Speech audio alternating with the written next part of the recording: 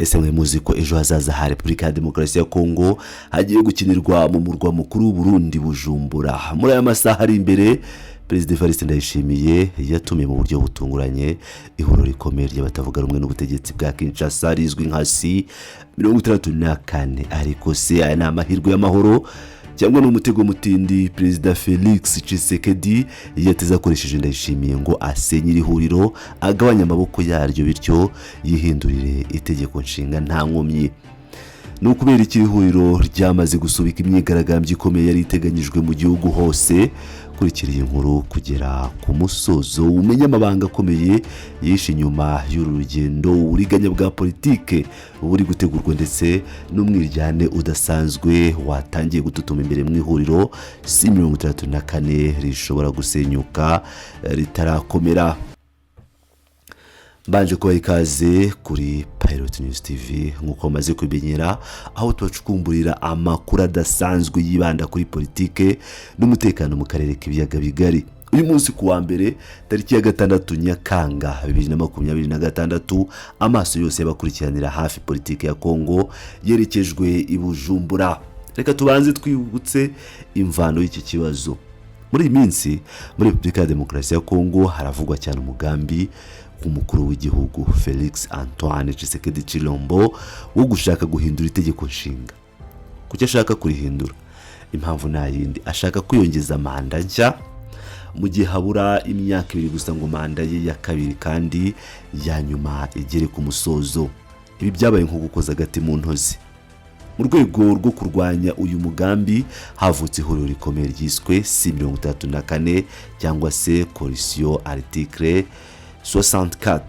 Iri huriro ryitiriwe ingingo ya 34 y'itegeko nshinga rya Kongo iha abaturage uburenganzira bwo kwirwanaho no kwamagana ubutegetsi bwose bushaka gufata ibyemezo binyuranyije n'itegeko nshinga cyangwa bushaka kugundira ubutegetsi. Iri huriro rihuriwemo n'ibifiniri muri politike ya Kongo barimo Martin Fayulu, Moise Katumbi, Delice Sanga, Matata Ponyo na Jean-Marc Kabunda.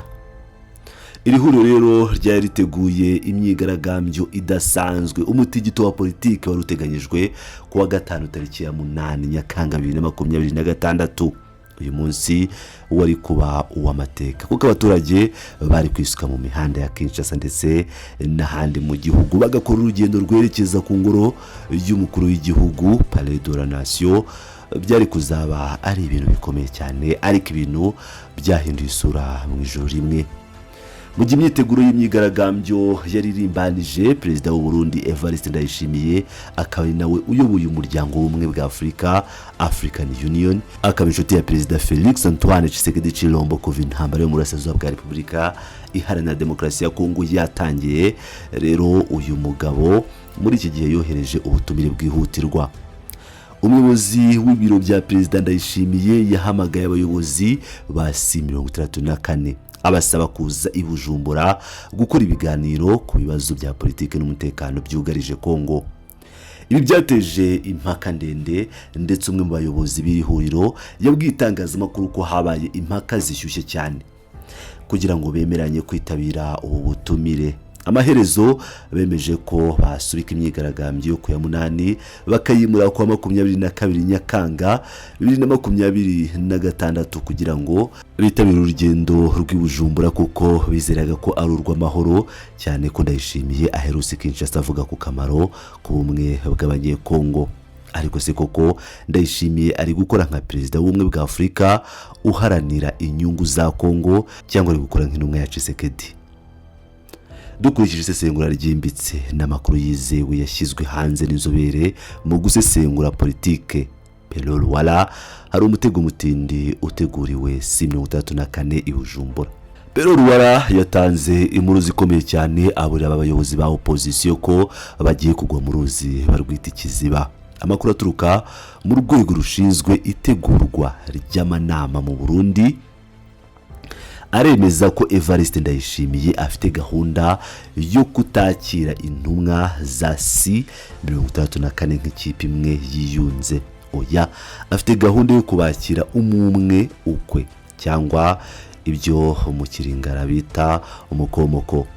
urumva iki bivuze ko Ndayishimiye ateganya kwinjiza Martin Fayulu mu biro bakaganira wenyine, akamusezera hanyuma akinjiza Delice Sanga bakaganira wenyine, akamusezera hanyuma hagakurikiraho Moise Katumbi, hagakurikiraho Matata Ponyo, hagakurikiraho Jean-Marc Kabunda n'abandi umwe ukwe.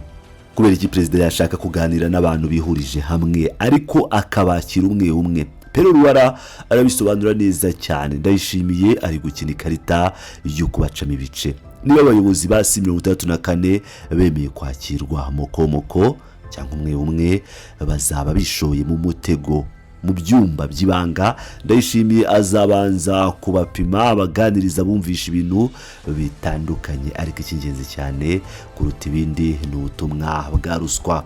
Ruwara arakebura C64 agira ati ubutumwa Ndayishimiye azabagezaho ni ruswa iturutse kuri Tshisekedi. Ubutegetsi bwa Tshisekedi ntibukora hatari ruswa. Mu mateka ya Kongo ntabwo turabona ubutegetsi butanga ruswa ku rwego rwo hejuru nka buriya. Amafaranga inoti biri gukwira hose. Tshisekedi ashaka kugura abantu, ashaka gucamo ibice ihuriro C64. Nguko ikibazo kimeze. Tshisekedi ari kureba imyigaragambyo yari igiye kumuhirika, akabona ko inzira yoroshye atari ukurasa abaturage ahubwo ari gukoresha inshuti Ndayishimiye ngo amubwirire bari abayobozi buri wese ukwe, abaha amafaranga, abaha imyanya, bambure kwizerana, bityo C64 isenyuke. Niyo mpamvu uyu musesenguzi atanga inama zikomeye kuri ba Bwana Fayulu, Katumbi, Matata, Kabundi na Sesanga. Inama ya mbere, muri ubutumire ntibagomba na rimwe kwemera kwakirwa umwe. Batumiwe nk'ihuriro C64 bagomba kwinjira mu biro bya Ndayishimiye bose hamwe, bakicara nk'itsinda bakavugira hamwe. Icya kabiri cyangwa inama ya kabiri, bagomba kugeza kuri Evariste Ndayishimiye ubutumwa bubiri bwumvikana neza. Ubutumwa bwa mbere, bamusabe ko abwira shebuja cyangwa se umukoresha we Felix Tshisekedi kagomba gukora itangazo rikomeye ritangariza rubanda ko yikuye mu mugambi wo guhindura itegeko nshinga. Niba Tshisekedi atabikoze, niba mubwire ko nta kintu na kimwe kizaheza imyigaragambyo. Ubutumwa bwa kabiri, niba Ndayishimiye atangiye kubazanaho ibyifuzo byo kubagura cyangwa kubapfobya, bagomba kumwihakana, bagomba kumubwira ko batarya iminwa bati ntabwo tukwizera kuko uri mu gice kimwe n'uwo duhanganye. Isura yawe ni isura ya Tshisekedi. Niba hagomba kubaho ibiganiro by'amahoro, shaka undi muhuza wigenga. Pero Ruwara ashimangira ko C64 idakwiye kuba injiji. Ati Tshisekedi ni umutekamutwe muri politike, ntabwo yubaha ijambo rye. Icyo ashaka ni ugutegura igisasu mbere yuko giturika. Ashaka kuzimya ubukana bw'abaturage bari biteguye kwigaragambya. Ariko ibibazo bya C64 ntabwo bituruka hanze gusa cyangwa kuri Tshisekedi na Ndayishimiye. Hari ikindi kibazo cy'ingutu kiri imbere mu ihuriro ubwaryo. Iki ni ikibazo gishobora kurisenya mbere yuko Tshisekedi abigeraho. Ruwara ashinja babayobozi batanu bakomeye b'iri huriro ubwibone budasanzwe. Iri huriro ryatangijwe na benshi, ariko biragaragara ko bakizigenza gusa aribo basigaye bafata ibyemezo bonyine. Arababwira ati mwibwira ko muri bifinini ko mwafata imyanzuro uko mwishakiye mukirengagiza abandi bafatanyije namwe gushinga iri huriro. Yibutsa ko Kongo atari ya Fayulu gusa, atari ya Kabundi gusa, atari ya Matata cyangwa Katumbi gusa. Kongo ni y'abantu bose bitanze. Ariko se noneho byagenze bite ubwo bahabwaga ubutumire bw'i Burundi? Kutubaha abandi, baravuga ko yavuganye n'abantu barenga 20 bari muri iri huriro. Gitangaje nuko abayobozi bakomeye bahawe ubutumire bwa Perezida Ndayishimiye bafashe umwanzuro kugitabira no gusubika imyigaragambyo, ariko nta nama n'imwe bakoze ngo bagishe inama abandi abanyamuryango ba C64 bari kumwe mu ntangiriro. Ibi bintu byateje akaduruvayo no kwijujuta imbere muri C64.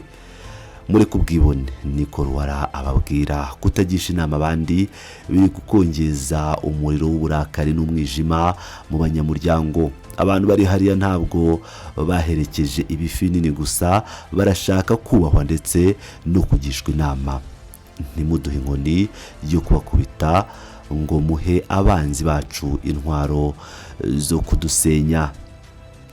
Mu gusoza turabona ko urugendo rwa C64 i Bujumbura uyu munsi ari ahamwezi. Niba Perezida Ndayishimiye wari wijeje abarundi n'abanyekongo gushyigikira amahoro akoresheje uyu mwanya mu koshya abanyapolitike ba Kongo, kwakira ruswa, gucikamo ibice no kwemerera Tshisekedi kubona igihe cyo guhindura itegeko nshinga, izaba rero ari inkuru mbi cyane kuri demokarasi y'akarere kacu. C64 isomo ni rimwe: niba bashaka gutsinda uru rugamba bagomba kwirinda kwicara ku meza ya perezida umwe mokomoko, bagomba kugaragaza ubumwe budacika ndetse bakamanuka bakubaka abanyamuryango babo bose badasize inyuma abagore n'abandi banyapolitike bafatanyije urugamba. Kongo ni abanyekongo bose. Ese wowe urabibona ute? Urumva Ndayishimiye azabasha kunga abarwanyije Tshisekedi cyangwa koko azabacamo ibice hakoreshejwe ruswa? Urumva C64 izabasha kurokoka uyu mutego igakomeza imyigaragambyo ya tariki 22 Nyakanga cyangwa irangiriye i Bujumbura? Siga igitekerezo cyawe ahabugenewe muri comment section, kandi niba utarakora subscribe kanda kuri iyo nzogera kugira ngo ujye ubona amakuru acokomboye nk'aya ku gihe. Nahamukanya.